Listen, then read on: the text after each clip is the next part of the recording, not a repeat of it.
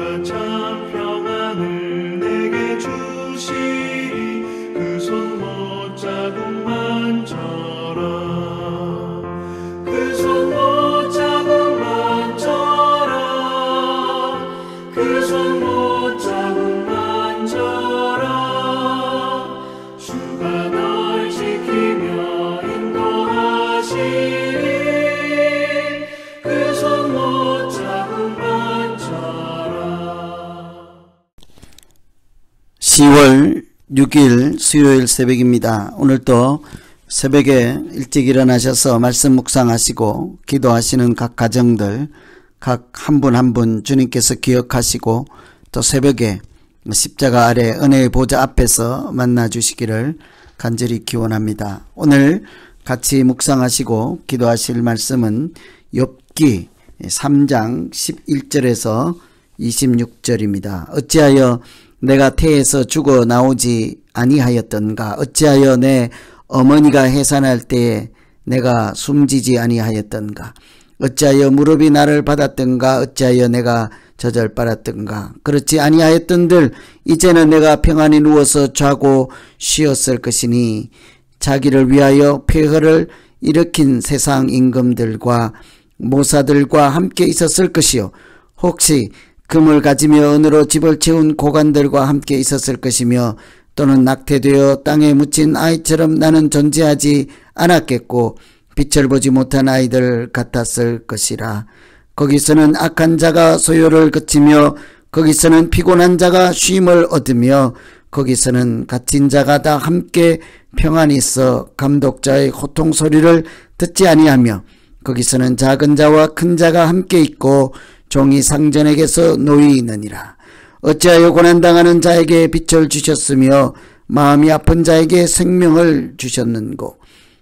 이러한 자는 죽기를 바라도 오지 아니하니 땅을 파고 숨긴 보배를 찾음보다 죽음을 구하는 것을 더하다가 무덤을 찾아 얻으면 심히 기뻐하고 즐거워하나니 하나님에게 둘러싸여 길이 아득한 사람에게 어찌하여 빛을 주셨는고? 나는 음식 앞에서도 탄식이 나며 내가 앓는 소리는 물이 쏟아지는 소리 같구나.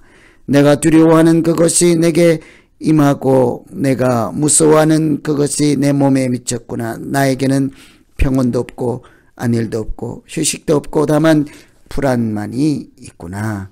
아멘. 욥기 3장은 계속해서 욥이 고난 때문에 자신의 생일을 저주하고 차라리 태어나지 않았으면 좋겠다. 태어난 그 생일날에 차라리 죽어 나왔으면 좋겠다. 이렇게 단식하는 말씀이죠. 참 얼마나 그 고통이 크고 어려우면 죽었으면 좋았을까. 지금 죽겠다는 것이 아니라 그때 생일날에 아예 태어나지 않았으면 좋았을까 이런 생각을 할까요? 욥뿐만이 아니라 누구든지 살다가 보면 고난이 심하고 감당하지 못할 일을 만나면 생일을 저주하고 또는 죽음을 생각할 수 있지 않겠습니까? 그래서 오늘은 과연 욥의 이 생각이 옳을까? 여러분은 어떻게 생각하십니까? 죽음이 답이 될 수 있을까요? 사람은 누구나 고통이 심하면 인생을 포기하고 싶어 합니다. 여러 가지 모양으로 나타나죠. 산으로 들어가는 사람, 또는 방에 골방에 숨는 사람, 또는 아무도 살지 않는 무인도에 들어가는 사람, 때로는 아무도 아는 사람이 없는 다른 나라로 도망가는 사람, 어딘가에 숨고, 또는 정상적인 정상적이라기보다 일반적인 모든 사람들이 살아가는 그런 평범한 길을 버리고 독특한 자기만의 세계로 들어가는 경우들이 있죠. 그러다 가끔은 자기 목숨을 중단하고 자살을 택하는 경우도 있기도 합니다. 그러나 죽음이 이 모든 것을, 고난을, 고통을, 지금 당장 어렵다고 생각되는 그 문제를 해결할 수 있을까요? 죽음은 나의 고통을 다른 사람에게 던져주는 비겁한 행동이 될 수 있지 않겠습니까?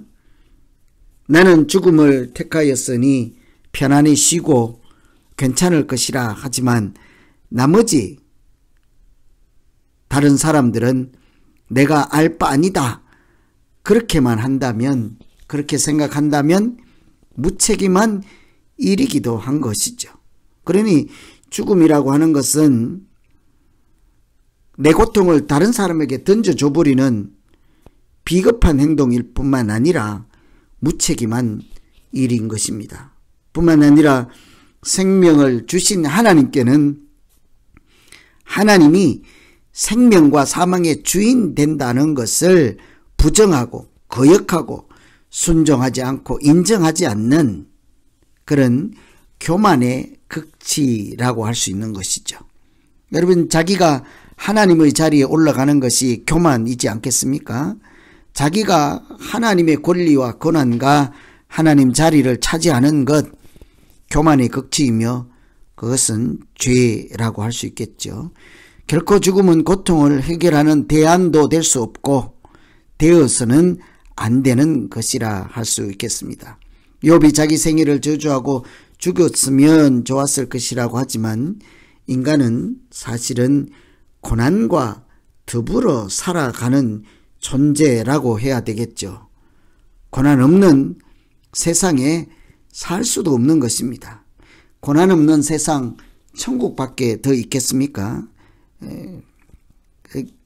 사람이 이렇게 육신을 입고 있는 한 유한한 존재로서 한계 안에 갇혀 있는 사람으로서는 당연히 고난 속에 더불어 살아갈 수밖에 없는 것이죠. 그래서 고난은 없으면 좋다라고 할 수 있는 것이 아니라 고난 중에 어떻게 잘 생존하고 그 고난을 유익하게 잘 쓰고 또는 고난 때문에 오히려 내가 더 잘 살 수 있었다라고 할 수 있는지를 살피는 것이 옳을 것입니다. 그래서 첫 번째, 욥이 자기 생일을 저주하고 차라리 태어나지 않았더라면, 그날에 죽었다면 별소리를 다 하는 것을 보고 죽음은 고난을 해결할 수 있는 답이 아니라 하는 것을 깊이 생각하시고,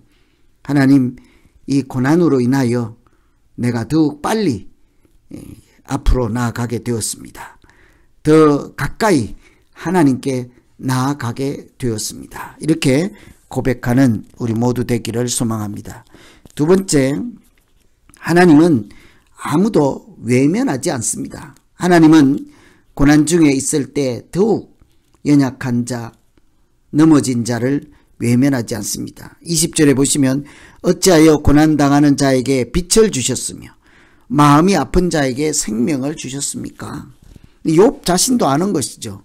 고난당하는 자에게 하나님은 빛도 주시고 마음이 아픈 자에게 생명도 주시는 분 하나님이시라는 것이죠. 우리는 그것이 하나님의 사랑이라고 하지 않습니까? 하나님은 고난당하는 자에게도 빛을 주시고 생명을 주시고 은혜를 주시고 인도하심을 주시죠.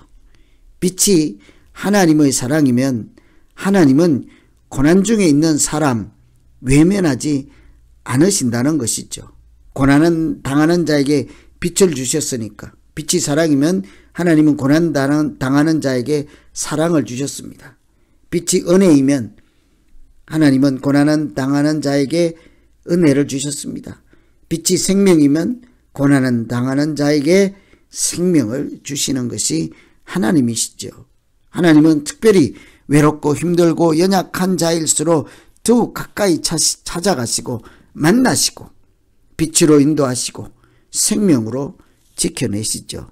그래서 마땅히 죽어야 할 처지에 있어도 우리가 마땅히 죽을 수밖에 없는 그런 형편에 처해 있을지라도 하나님은 자기 아들 예수 그리스도를 십자가에 내 대신 내 죄값을 위해서 내어주시고 구원을 베푸시는 분, 그분이 바로 우리가 믿는 하나님 아버지이시죠. 그처럼 하나님은 고난 중에 있는 사람들 외면하지 않습니다.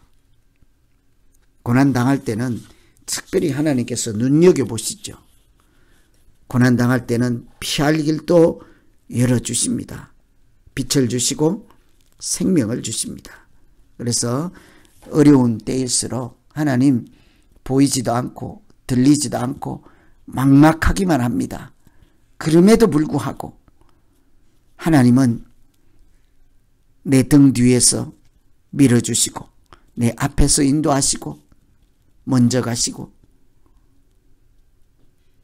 가 계시고, 그래서 나를 생명의 길 진리의 길로 인도해 가시는 줄 믿사오니 오늘도 은혜 베풀어 주시고, 특별히 고난 중에 하나님 말씀이 들리지 않고 기도조차 할 기운도조차 없을 때라도 하나님, 내가 하나님은 아무도 외면하지 않는다 하는 은혜를 붙잡게 하시고 죽음은 답이 될 수 없다는 확신으로 믿음으로 살아가는 우리 모두 되게 하여 주시옵소서. 오늘 말씀 생각하면서 우리 같이 한번 기도하겠습니다. 하나님 아버지, 살다가 보면 차라리 태어나지 않았으면 좋았을 걸 할 때가 있습니다. 그러나 하나님은 눈물 흘리고 아파하는 이 초라한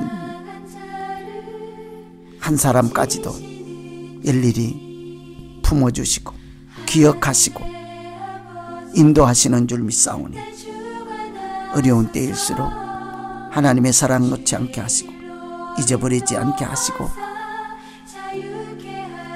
죽을 만한 용기가 있으면 살아갈 용기는 그보다는 훨씬 더 쉽다는 것을 생각하고 오늘 또 용기 내서 믿음으로 은혜로 견디며 살게 하여 주시옵소서.